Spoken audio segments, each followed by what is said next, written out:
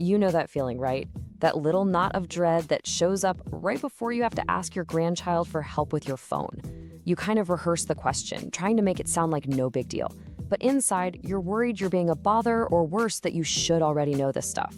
Well, that feeling is way more common than you think, but we just don't talk about it. Today, we're going to dive into what we'll call tech guilt and find a powerful new way to flip the script so you can reclaim your digital dignity. All right, let's get into it. Yeah, this really hits the nail on the head, doesn't it? The problem isn't learning a new app. Come on, we've been learning complex things our whole lives. The really exhausting part is that emotional weight, that feeling of cognitive shame that creeps in when you have to ask for help. It can make you feel small, incompetent, in a way nothing else does. But here's the thing you have to know. You are not alone in this. In fact, there's a name for what's happening. It's called the Competence-Autonomy Paradox. And just knowing that name is the first step to shaking off that weight for good. So here's our game plan. First, we're going to unpack that hidden weight of asking for help. Then we'll get into exactly why it feels so bad. After that, we make a big shift, from feeling like a student to acting like a project manager. I'll give you a practical toolkit called the Technical Handshake Protocol to make it happen. We'll even talk about why your frustration is actually a strength. And we'll wrap up with a simple challenge so you can start reclaiming your role today. All right, first up, let's put a name to this feeling. Section 1 is all about the hidden weight of help and understanding what cognitive shame really means. So, cognitive shame, what is it really? It's that specific feeling that you're being a nuisance. It's that nagging worry that by asking for help, you're somehow less independent, less capable. But it is not a personal failing, it's a known psychological response. It's that little voice in your head that makes you apologize before you even ask, "I'm so sorry to bother you with this." And just giving it a name is powerful because it proves it's a real thing. It's not just you being sensitive. So here's the crucial thing to get. Your discomfort has nothing to do with your phone. It's a status threat. Think about it. For decades, you were the teacher, the one with the answers, the source of wisdom for your family and your colleagues. People came to you. But in these very specific tech situations, the roles are suddenly flipped. You become the student asking for help on what seems like a simple task. Your brain is wired to protect your social standing, and it sees this role reversal as a threat, so it sounds the alarm with those feelings of guilt and shame. Okay, so we've put a name to the feeling. Now let's dig a little deeper. In this next part, we're going to get into the nitty-gritty of why asking feels so bad, the psychological roots of it all. This right here is the heart of the matter, the competence-autonomy paradox. Look, you've managed careers, raised families, navigated recessions. You are, by any measure, an incredibly competent person. And yet, here you are, needing help to do something that feels basic, like getting a boarding pass on your phone.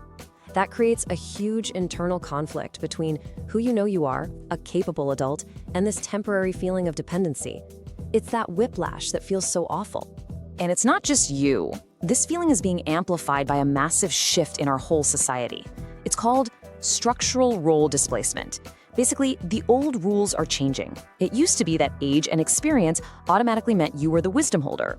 But now, technical skill has become this new form of authority. And that puts you in this really awkward spot, trying to navigate a world where the very definition of wisdom seems to be changing. Okay, this next part is fascinating. Think of it like this. Your brain is a world-class chef, trained to understand complex flavors, context, and nuance. But modern tech is like a microwave. It's all about simple icons and shallow processes with no context. You're not failing to adapt. You're an advanced user, trying to operate a system that wasn't designed for the way your brain works. The problem isn't you, it's a fundamental design mismatch. And as if all that wasn't enough, there's one more layer here. It's called stereotype threat. It's that quiet fear in the back of your mind that if you ask for help, you're just confirming that negative stereotype that older people are bad with technology. It's exhausting. And it's the very reason so many of us start our questions with an apology. I'm so sorry to ask such a stupid tech question. You're apologizing for the stereotype before you even begin. Okay, we've spent a lot of time digging into the problem, and that's important. But now we pivot. This is where we stop diagnosing and start taking back control. Welcome to Section 3, where we shift from being the student to becoming the project manager. This right here is the whole game changer. It's all about a mental flip. On the one hand, you have the old mindset, the helpless student. The voice inside says, "I'm a burden," and you see asking for help as asking for a favor. But on the other hand, there's the new mindset, the project manager. The voice inside now says, "I'm coordinating assets." You're not begging for help, You were directing a specialist to complete a task. Help is no longer a favor, it's a service. That one little shift changes everything. I really want you to let this one sink in. Knowledge of the button is not the same as knowledge of the world. Somebody else might know the exact sequence of taps to get something done. That's tactical knowledge. It's the how. But you have knowledge of the world. You have context, wisdom, judgment. You know the why. And in the grand scheme of things, the why is always more important than the how. So let's just get this straight. The goal is not to become a tech wizard. Let go of that pressure right now. The real goal is to become a resourceful steward, to be good at managing the resources around you, including other people's tech skills. And this leads to a pretty wild idea. The highest form of autonomy isn't doing everything yourself, it's interdependence. A CEO isn't an expert in accounting and law, she's an expert at managing those experts. That's real power. So we've got the new mindset, but how do we actually do it in real life? That brings us to our next section, the technical handshake protocol. And I want you to think of this as your personal defense system for your own dignity. This protocol is made up of 5 clear strategies to put that project manager mindset into action. There's the exchange value rule, the documentation standard, the why inquiry, using professional intermediaries, and building an island of competence. Now, these aren't just polite suggestions. These are practical tools designed to reinforce your new role and protect your confidence. Let's start with rule number 1, because honestly, this one is a total game changer. The exchange value rule. It's simple. Never ask for tech help without immediately offering something of value in return. Call it a wisdom trade. So it sounds like, hey, thanks so much for fixing that. You know what? That reminds me of the best piece of career advice I ever got. See what that does? It transforms the request from a one-way favor into a two-way exchange. It balances the scales, and that feeling of being a burden just dissolves. Rule number 2, the documentation standard. This is so simple, but it works. Get a notebook. Next time you need help, don't just watch. Insist that you do the steps while they guide you. And as you do it, write it down in your own words. Not click the hamburger menu, but tap the 3 little lines in the corner. This does 2 things. It locks it into your muscle memory, and just as importantly, it respectfully ends that frustrating cycle of asking the same question over and over again. The other rules are just as powerful. The why inquiry is just asking, why are we doing it this way, to understand the logic. Using professional intermediaries, like hiring a tech-savvy neighbor for an hour, removes all the emotional baggage. And building an island of competence just means getting really, really good at one app you use all the time to boost your confidence. But it all comes back to this one idea.